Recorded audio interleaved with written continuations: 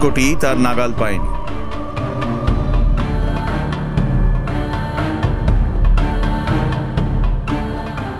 প্রাণ ভ্রমরকে আমি সময় জালিকায় বন্দী করে রেখেছি।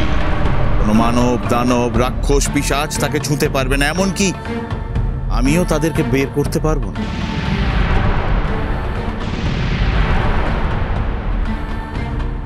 তোমাকে এখন আগে অন্য একটা কাজ করতে হবে কিরণ। কটকটি ছলনার দ্বারা আমার কাছ থেকে প্রাণভোমরা কেড়ে নিতে চেয়েছিল। রাক্ষসী কটকটির প্রাণ ভ্রমর আগ্নেয়গিরির দেশে আছে, ওটা আমার চাই। আমি তাকে শাস্তি দিয়েছি।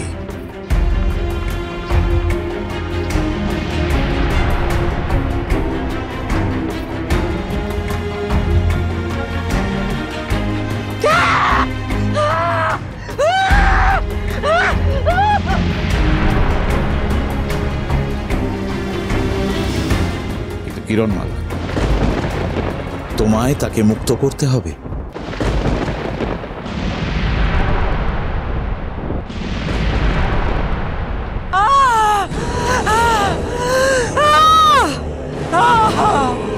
আমাকে বাঁচাও।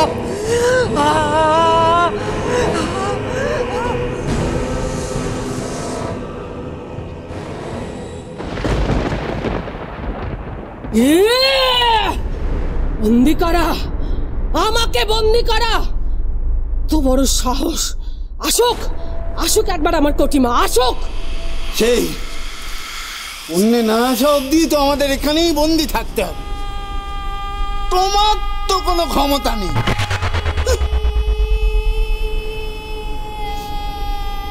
কেন যে আমি তোমার সাথে ফিরে এলাম কাকিমা? কি বললি, কি বললি মুখ পোড়া?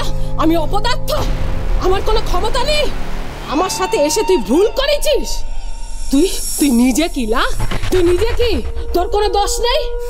আর তুই যখন দেখলি খাঁচাখানা তোর উপর নেমে আসছে, তুই অমনি ডিগবাজি খেয়ে সরে যেতে পারলি না? আপদ কোথাকার! বাবা বাবা বাবা বাবা বাবা বাবা, অমনি আমার দোষ হয়ে গেল? হ্যাঁ হ্যাঁ হ্যাঁ, সব দোষ তোর রে মুখ পোড়া, সব দোষ তোর। ও,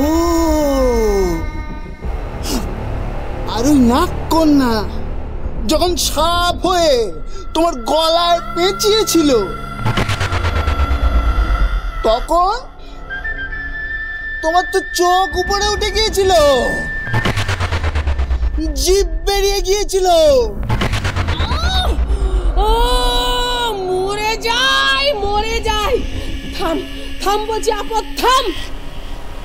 দেখি বেয়ান, সামান্য একজন সেনাপতির সঙ্গে তোমার এভাবে ঝগড়া করা কি শোভা পায়? লোকে দেখলে বলবে কি?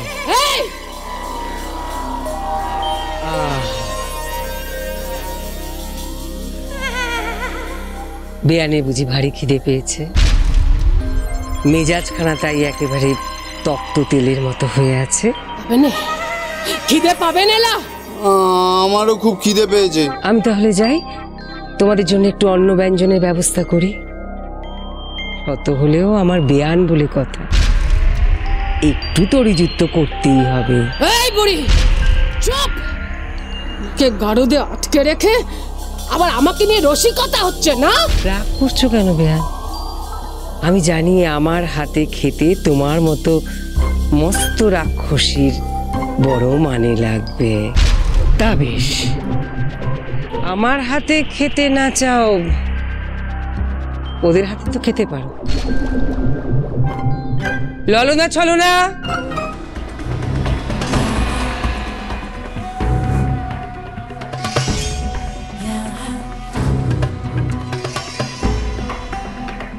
মরে যাই, মরে যাই। এখন বুঝি তোরা এদের দলে ভিড়েছিস? ভালো রে ভালো। বলুন রাজমাতা। আধিক্ষেতা দেখলে পিত্তি জ্বলে যায় না রাজমাতা। যাও, বেয়ানের জন্য ভালো মন্দ কিছু রেঁধে আনো, বেয়ানের খুব খিদে পেয়ে গেছে। মানে আমরা তো এখন রান্না করতে হবে নাকি? ও সব রান্না বান্না আমাদের দ্বারা হবে না। এই বললি না আমার জন্য রান্না করতে পারবি না তোরা? আর তুই একবার আমাকে এখান থেকে বেরোতে দে, তারপর দেখ সব কটার আমি কি হালত করি। ঠিক আছে চল চল এক্ষুনি যাচ্ছি বাবা।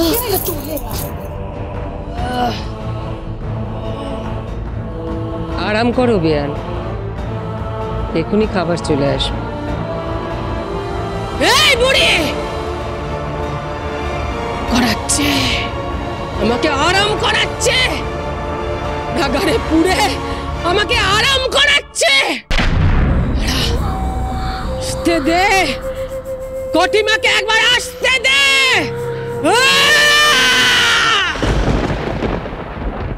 এ আপনি কি বলছেন আগ্নেয়গিরি দেবতা? আমি কেন কটকটিকে মুক্ত করব? কেন? না হলে যে কটকটি জ্বলে পুড়ে ছাই হয়ে যাবে। আমরা তো তাই চাই, আমরা তো সবাই চাই যে কটকটির মৃত্যু হোক। না, জ্বলে পুড়ে কটকটির মৃত্যু হবে না। এভাবে যদি তার মৃত্যু হয় তাহলে তার শেষ নিঃশ্বাস থেকে হাজার হাজার কটকটি জন্মগ্রহণ করবে।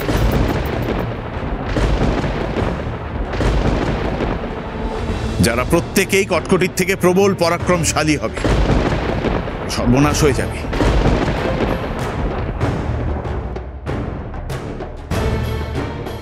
তাদের অত্যাচারে ত্রিভুবন অতিষ্ঠ হয়ে যাবে।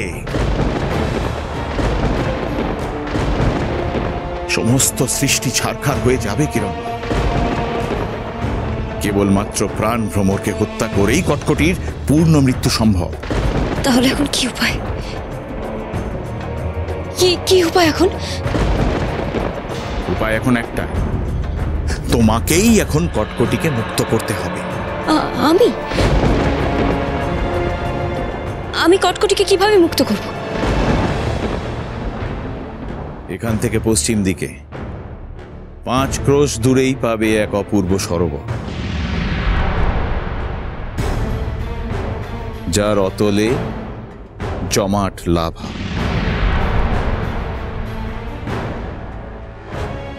সেই সরোবরের জলই ছেটাতে হবে কটকটির শরীরে। একমাত্র সেই জলের স্পর্শেই কটকটির শরীরে যে আগুন, তার তাপ স্তিমিত হবে। সেই আগুন থেকে কটকটি মুক্তি পাবে। তারপর আমার কি কর্তব্য? তোমার কর্তব্য তোমাকেই স্থির করতে হবে কিরণমালা।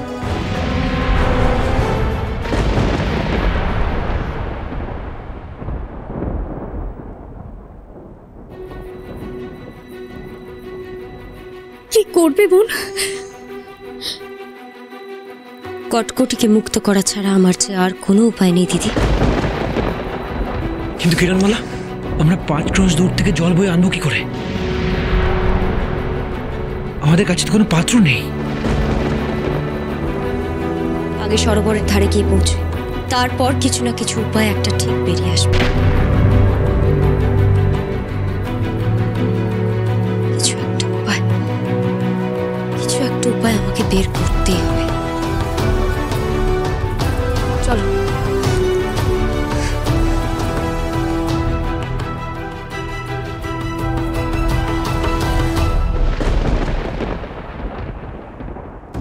আরে কি দিনকাল এলো, আমরা শেষের আধুনি হয়ে গেলাম।